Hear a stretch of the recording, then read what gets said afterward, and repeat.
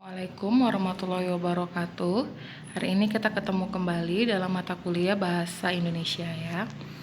Pada kesempatan kali ini saya akan melanjutkan tanda baca kita yang kemarin, penggunaan tanda baca bagian kedua. Jadi ada beberapa tanda baca selanjutnya yang akan kita bahas pada hari ini. Yang pertama adalah tanda titik dua. Tanda titik dua ini lumayan sering ya kita gunakan. Tanda titik dua dipakai sesudah kata atau ungkapan yang memerlukan pemberian. Pemberian itu artinya perincian. Nah, misalnya seperti ini ya. Ketua, Ari Wibowo, Wakil, Tono Santoso, Bendara, Maria Belen, tempat sidang, ruang B, dan sebagainya. Jadi ketika kita membuat seperti ini, kita pakai tanda titik dua. Selanjutnya, tanda titik dua dipakai dalam naskah drama sesudah kata yang menunjukkan pelaku dalam percakapan.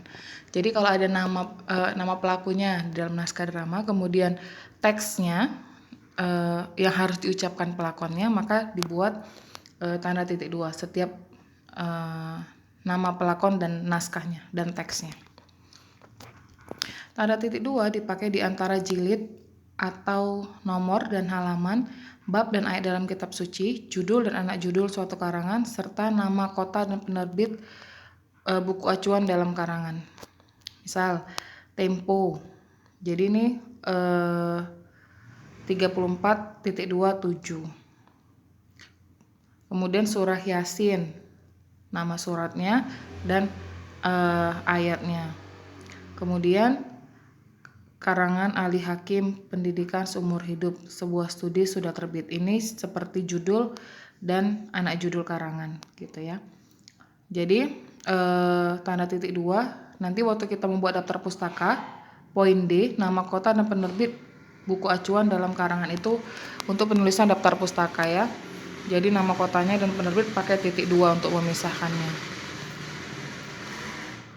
Kemudian tanda titik dua dipakai pada akhir suatu pernyataan lengkap jika diikuti rangkaian atau pemberian.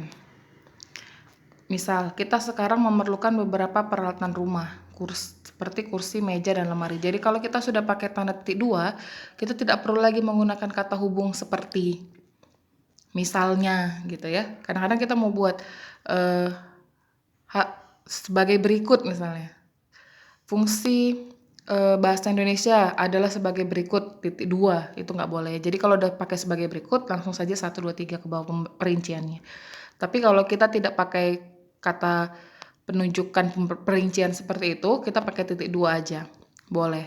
Tapi yang nggak boleh itu kalau dua-dua ya. Kalau dua-dua dipakai itu nanti akhirnya jadi tidak efektif karena mubazir, berlebihan. Kemudian tanda titik dua tidak dipakai jika rangkaian itu merupakan pelengkap yang mengakhiri pernyataan. Contoh, kita sekarang memerlukan kursi, meja, dan lemari. Jadi bukan untuk merinci, hanya memberi pernyataan saja. Gitu. Agak sedikit tipis bedanya, tapi mudah-mudahan kalian memahami. Jadi ada yang memerlukan perincian dan hanya menyatakan sesuatu aja. Jadi kalau dia memerlukan perincian, dia pakai titik dua, tapi kalau hanya seperti kalimat pernyataan, dia tidak pakai titik dua ya. Kemudian ada tanda pisah. Tanda pisah membatasi penyisipan kata atau kalimat yang memberi penjelasan di luar bangun kalimat. Misal, kemerdekaan bangsa itu saya yakin akan tercapai diperjuangkan oleh bangsa itu sendiri. Nah, jadi ada kalimat penjelas, tapi tidak dimasukkan dalam satu kalimat itu gitu. Misalnya kalau dia dimasukkan kalimat itu nanti jadi melebar kalimatnya, jadi meluas. Maka supaya kalimat itu tetap kalimat yang utuh, kalimat yang tunggal, yang sederhana, maka dipakailah tanda penghubung, tanda pisah. Dipakailah tanda pisah untuk memastikan kalau kalimat yang di dalam tanda pisah tersebut itu hanya penjelas bagi kalimat sebelumnya. Kemudian tanda pisah menegaskan adanya keterangan aposisi atau keterangan yang lain sehingga kalimat menjadi lebih jelas. Misal, Budi, anak Pak Lurah, ditangkap polisi tadi pagi. Jadi, anak Pak Lurah itu adalah penjelasan untuk si budi. Kita bisa menggunakan tanda pisah. Kemudian tanda pisah dipakai di antara dua bilangan tanggal atau tempat dengan arti sampai ke atau sampai dengan. Contohnya, perusahaan itu mengalami kejayaan antara tahun 1986 sampai 1998. Jadi 1986 sampai 1998 dipakailah tanda pisah. Kemudian acara seminar diadakan pada tanggal 5 sampai 10. Jadi sama ya, sampai. Oke, kemudian ada tanda petik 2. Tanda petik 2 ini juga lumayan sering kita pakai. Tanda petik 2 mengapit petikan langsung yang berasal dari pembicaraan dan naskah atau bahan tertulis lain. Nah, misal, saya belum siap, kata Mira. Itu adalah kalimat langsung. Jadi di dalam kalimatnya itu pakai tanda petik. Tanda petik mengapit judul syair, karangan, atau bab buku yang dipakai dalam kalimat. Jadi misalnya seperti ini, sajak berdiri aku itu adalah judul sajak, maka dibuat di dalam petikan. Atau bacalah buku psikologi anak. Nah, buku psikologi anak itu adalah judul dari buku, maka dibuat dalam petik. Oke, selanjutnya tanda petik mengapit istilah ilmiah yang kurang dikenal atau kata yang mempunyai arti khusus. Misal, pekerjaan itu dilaksanakan dengan cara coba dan ralat saja. Jadi, itu adalah kata-kata yang mempunyai arti khusus. Kemudian, kalian harus menjadi mahasiswa kritis dan jangan menjadi mediocre. Mediocre itu adalah contoh dari kata-kata yang kurang dikenal. Jadi dipakai tanda petik. Tanda petik penutup mengikuti tanda baca yang mengakhiri petikan langsung. Ya, kayak tadi tuh ya, kayak poin sebelumnya. Jadi di dalam tanda petik 2 kalimat langsung kita pakai tanda petik 2, buka dan tutup ya. Tanda petik dipakai untuk menandai kata atau ungkapan dengan arti khusus pada ujung kalimat atau bagian kalimat. Misal, karena kulitnya hitam, dia dipanggil si hitam. Maka dipakai tanda petik. Bang Komar sering disebut sampah masyarakat. Jadi sampah masyarakat itu adalah ungkapan ya. Jadi pakailah tanda petik. Oke, selanjutnya adalah tanda petik tunggal. Tanda petik tunggal mengapit petikan yang tersusun di dalam petikan lain. Misal, ayah berkata, suara apa itu tok tok tok tadi. Jadi di dalam petikan ganda kita pakai ada petikan lagi di dalamnya, maka kita pakai petikan tunggal.